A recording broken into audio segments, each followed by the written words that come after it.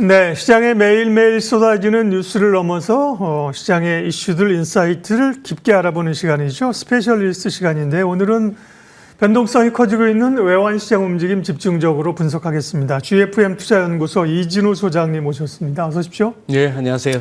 사실은 엔화와 관련돼서 작년에 뭐 엔켈이 한번 큰 출렁이 있었고 그죠? 네. 엔화는 주목을 하고 있는데 엔화도 사실은 꽤 강세입니다. 제가 기억하기로는 140 뭐 이렌 그죠? 140 밑으로 가게 되면 가느냐 마느냐 그랬었죠. 중요하다 그랬는데 갑자기 대만 통화가 상승하면서 가치가 올라가면서 글로벌 시장에 관심이 커졌습니다. 네. 그 추이하고요. 뭘 의미하는 건지 좀 알려주십시오. 네.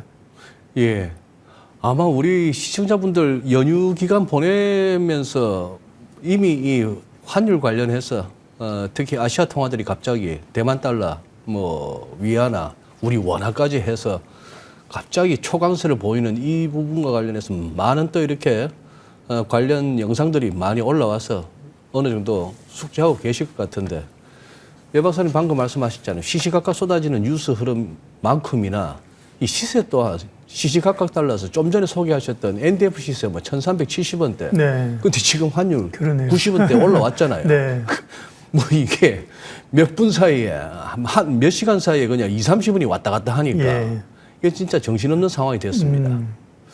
우선은 저는 이번 사태를 이렇게 보면서 야 저기 미국 대통령 정도 되는 사람을 우리가 너무 자꾸 이렇게 보면은 트럼프 대통령을 무슨 또라이 취급을 하면서 그렇게 하는데 그 정도 되는 사람이 뭘 이렇게 말을 하고 뭘 올리는 거는 뭐가 있는 거예요. 기억나시죠? 그 왜 SNS에 올렸던 거. 넌 테리프 뭐 해가지고 비관세 장벽 중에 네. 한 8개 중에 1번이 네. 환율 조작이었지 않습니까? 아니, 그런 건 이해되는데 뭐 교황 복장에다가 사진 올리는 거 이런 거 이해가 안 돼서 그런 거죠. 뭐. 어쨌든 말씀하신 것처럼 예. 뭔가 다 이제 뭐 뜬금없는 것도 있지만 상당히 내포하고 있는 것들은 이제 올린다. 네, 그래서요. 뭐 비관세 네. 장벽 말씀하신 거예요. 그래요. 그 부분도 뭐 네. 교황 사진 올린 것도 드리고 싶은 말씀은 네. 있습니다만 너무 예민한 부분이라서 넘어가고요. 예. 그러니까 결국은 환율을 한번 건드리고 싶었다는 얘기고. 맞아요. 예. 예. 과연 이게 이제 우리가 얘기했듯이 대만 달러만의 문제였던가 그리고 그것이 우선 차트 한번 보시죠. 예. 도대체 그게 얼마나 변동성이 있었길래. 예. 예.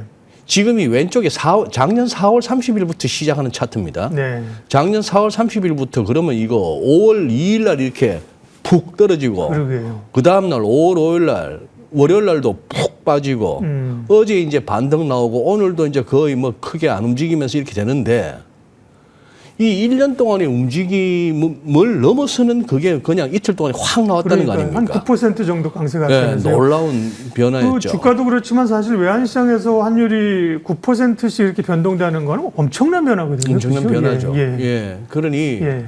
뭐 아마 무슨 다들 뭐 들으셨다시피 뭐 대만의 보험사들 만만치 않게 들고 있죠. 네. 대외 자산.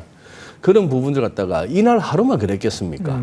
이제 워낙 시장이 이렇게 크지 않은 와중에 훅 빠지다 보니까 알고리즘도 막 가세하고 손절도 가세하고 예, 하다 보니 그렇겠네요. 예. 예, 그런 부분도 있고 여기서 해결 안 되겠다 싶으니까 딴 데도 가자. 조금 더 이렇게 유동성이 있는데 찾다 보니 원화도 한번 같이 동반 프록시 개념으로 하고 이런 식으로 했을 것인데 이제 문제는 이것이 일회성으로 끝날 것인가 하는 부분입니다. 이게 뭔가 이제 하나의 전조가 될 수 있는 거죠. 그렇죠. 언제든지 이럴 수 있다 하는 건데 대만 달러 한번 장기 추이를 한번 보시죠. 이거는 우리 시청자분들께서 뭐 특별히 무슨 돈 주고 뭘 안 보셔도 되고 그냥 investing.com 가셔서 그냥 가장 긴 차트 맥스로 이렇게 확인하시면 되는데 예. 이 부분 점으로 이렇게 처리돼서 두루룩 떨어지는 때는 뭐 시기적으로 85년 이후부터 95년까지니까 대충 그거죠. 플라자 합의 때. 그러니 전반적으로 미국 주도로 달러를 약세로 막 밀어붙였던 그때 이후입니다만 자 지금 그 이후에 얼추 보면 우리 원화하고 큰 차이 없습니다. 예. 원화하고 큰 차이 없는데 요 부분이에요. 오른쪽 부분에 그러다가 지금 이건 뭡니까 이거 이렇게까지 빠졌다는 거는 예. 뭔가 이 시장에 문제가 생기긴 생겼다는 얘기인데 그렇죠. 예. 자, 요 부분이 사실 미국이 보기에는 대만을 갖다가 뭐 그거 했을 때 대표적으로 봤을 때 야, 빌미가 되는 빌미가 그죠? 빌미가 되는 그렇죠, 거죠. 예. 그렇게 경상수지 흑자, 예. 무역수지 흑자가 빵빵한 나라들이 어떻게 통화가 저렇게 약세를 약하죠. 유지할 수 있느냐 그러게요. 말이죠. 그래서 한번 흔들 수가 있는 거고 여기에 어떤 뭐 미국에서의 어떤 작업 월가 세력에 작업이 들어갔을 수도 있겠습니다만 어쨌거나 이번 일이 보통 일은 아니다 하는 것이고 요거는 이 그래프는 글로벌 모니터에서 이렇게 재인용합니다만 이 선 자체가 위에 것이 요 그래프는 그겁니다. 위에 흰색은 대만이고 밑에 오렌지 색깔 우리 한국인데요. 순대외 금융자산 규모예요. 예. 그러니 대외 부채도 있고 대외 자산도 있는데 그거 네팅 쳐보니까 지금 우리나라는 뭐 통계가 워낙 좋으니까 작년 말로 해서 벌써 1조 1000억 달러예요. 1조 1000억 달러인데 대만 같은 경우는 2023년 기준으로 1조 7,350억 달러. 이게 더 네트로 더 많으니까 야 여기가 우리보다 진짜 돈 많은 알부자 개념 느낌 딱 오죠. 중국 화교들 중에 그 예. 허름하게 다니면서도 보면 알부자들 비싼 밥도 안 사 먹으면서 돈은 많은. 그래서 어쨌든 환율은 좀 예. 강세로 갈 압력이 있다는 있었던 말씀이시죠, 것이죠. 그죠? 네, 있었던 결국은. 것이죠. 네. 있었던 것이고 네. 지금 결국 우리 원화까지 이렇게 휩쓸려 갈 수밖에 없었던 거는 이 차트를 보시면은 예. 빨간색이 대만 달러고요. 그 다음에 파란색이 우리 달러 환율입니다. 위클리로 이렇게 겹쳐 거의 보니까 비슷하게 움직였네요. 거의 비슷합니다. 요 며칠 근간 제외하고는 그죠? 저 빨간색만큼 우리가 아직 못 따라가 준 거죠. 그렇죠. 못 따라가 준 거니까 그런 상황인데 지금 이제 우선은 단기적으로는 한 이틀 저렇게 폭락 이후에 뭐 이렇게 이제 숨고르는 단계라서 그 이후에 우리가 연휴 중에 봤던 저기서 대만 달러가 깨지느냐 하는 부분을 갖다 더 볼 수 있는 게 이제 언제가 될지를 이제 그게 이제 관건입니다. 그런데 이걸 보시면은 대만 가권 지수예요. 여기 한 시간 전 이제 뭐 개장 초 무렵인데 외환 시장에 비해서 좀 차분하지 않습니까? 대만은 저도 지수 차트 최근에 돌려봤는데요. 네. 아까 이제 4월 2일 미국의 관세 부과하고 그거를 가장 빨리 회복하기 한국이고요. 네. 그 다음에 이제 미국이 따라서 회복했고요. 유럽도 네. 독일 정도 왔고 대만 같은 데는 그 수준 아직 회복 못했더라고요. 회복은 못했는데 거의 네네. 다 왔죠. 네네 오긴 왔는데. 거의 그러니까, 다 왔고. 예.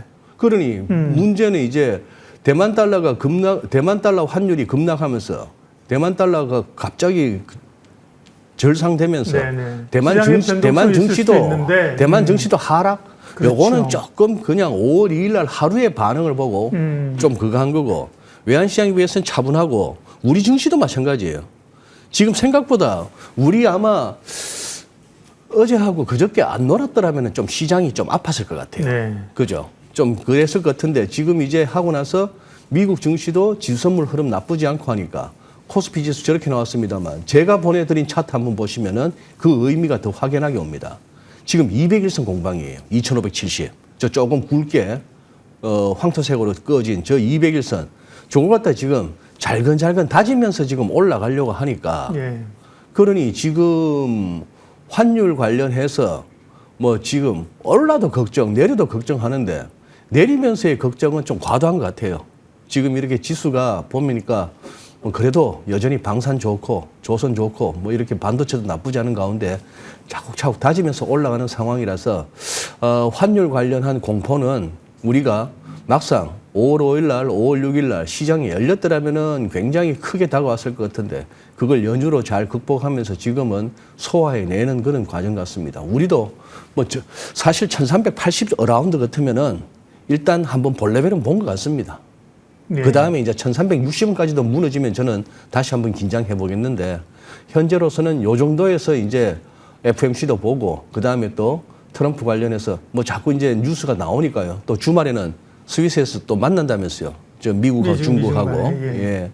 그래도 이제 첫 술에 배부를 수는 없겠습니다만 그래도 서로 완전 뭐 등 돌리고 안 볼 것 같은 양쪽에서 얘기를 하겠다고 시작했으니까 조금은 이렇게 그나마 어제까지만 하더라도 굉장히 걱정스러웠던 시장 흐름이었습니다만 그렇게 좀 놀랍지 좀 뭐랄까요 공포에 질리지는 않아도 되겠다 싶은 생각이 듭니다. 네. 대만 달러 며칠간에 있었던 변화들을 먼저 읽어주셨습니다.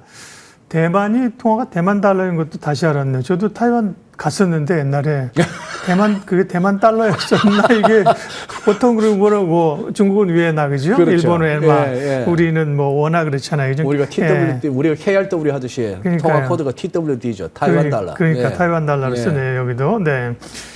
자, 거기서부터 시작된 흐름들을 국내 흐름까지 쫙 다 보여주셔서 준비한 차트를 한꺼번에 다 보여주시면 이제 뭐 얘기해야 됩니까? 할 얘기 많습니다. 자, 우리 원화 얘기를 좀 더 얘기해야 되는데 예. 환율이요. 네. 그러니까 뭐 사실은 1,480원, 70원 레벨에서 꽤 오래 있었던 게 사실은 너무 좀 이것도 과했잖아요. 그죠? 네. 우리의 예. 뭐 물론 내부적인 정치적인 위험이나 이런 게 있다고 하더라도 그러면 1,300 지금 말씀하신 것처럼 70원, 80원 지금은 예. 90원 레벨인데 예. 아까 대만 순간적으로 내려갔던 흐름이라고 하면 사실은 똑같이 본다면 우리가 더 내려갈 여지도 있는데 네. 대략은 한 이 정도 선이면 단기적으로 이제 강세 흐름 내려오는 것은 대충 좀 여기서 이제 반등 내지는 좀 옆으로 길 가능성이 있다 이렇게 보시는 거군요. 일단은 이제 대만 달러를 살펴봤고요. 네. 지금 하나 이제 그거는 뭐랄까요?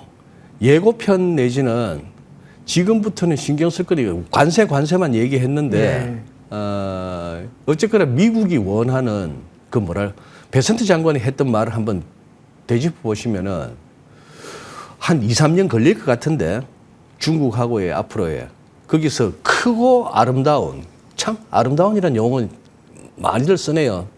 트럼프 대통령이 유난히 좋아하는 그 단어가 뷰티풀인데 관세조차도 뷰티풀 테리프인데 크고 아름다운 재조정이 결국은 중국은 조금 더 소비하고 미국은 조금 더 제조하는 그런 걸로 가는 것 같다가 한번 만들어 보겠다 하는데 이 명제 자체가 보면은 전후 수십 년 동안 이루어졌던 이 글로벌 시스템을 갖다가 완전히 뒤바꾸겠다는 거니까 이게 2, 3년 만에 해결이 그렇죠. 되겠으며 네. 그걸 갖다가 지금 과연 미국이 바라는 대로 온전히 가겠는가 하는 건데 그 가는 과정에서 일단은 환율 부분으로 관세만 자꾸 얘기했습니다만 환율 부분으로 왔을 때 비관세 장벽에서 장난질 치는 것 중에 1번을 환율 조작이라고 쳤던 그것도 염두에 둔다면은 이게 앞으로도 계속해서 외환 시장은 주목하셔야 될 것 같습니다. 네. 첫 번째, 마침내 위안이 움직였어요.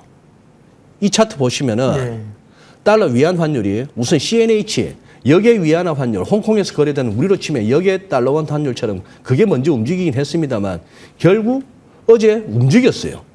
이렇게 쿵 네. 떨어지지 않습니까? 끝부분 보시면은. 예. 그래서 결국 위안도 이제 절상적으로 가닥을 잡아가는가. 이게 트럼프 1기 때하고 한번 비교해 보시면은 트럼프 1기 때는 관세 때리니까 달러가 강해지고 관세 두드려 맞는 중국을 비롯해서 국가들은 환율을 갖다가 올려서 즉 자국 통화를 갖다가 절하시켜서 관세 충격을 좀 방어하려고, 줄여보겠다 했던 네. 건데 지금 이번에는 그게 아니고 베센트가 말했던 그 크고 아름다운 재조정의 과정을 위해서는 어떻게 해야 되겠습니까? 중국이 더 많이 소비해주고 미국은 조금 더 팔 수 있으려면은 달러가 약해져야 된다는 것이고 그런 식으로 이제 일단은 가닥을 그렇게 잡았다는 거니까 여기서 우리가 생각할 수 있는 또 하나 홍콩도 건드리는 거 보세요.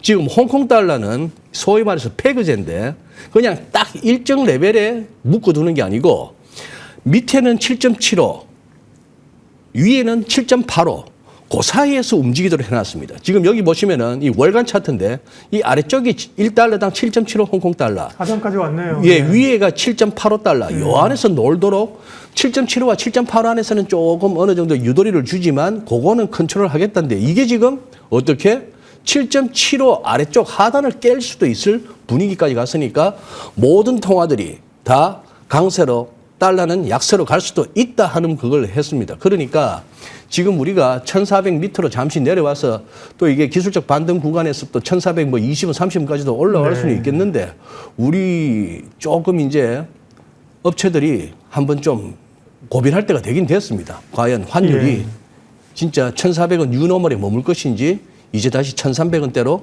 재진입할 것인지 한번 고민할 때가 된 것 같아요. 제가 봐서는 후자에 대해서 진지한 고민이 필요합니다. 역시 이제 피상적으로 환율을 보면서 얘기하는 거랑 외환시장에 이제 최고 전문가가 오시니까 다릅니다. 예.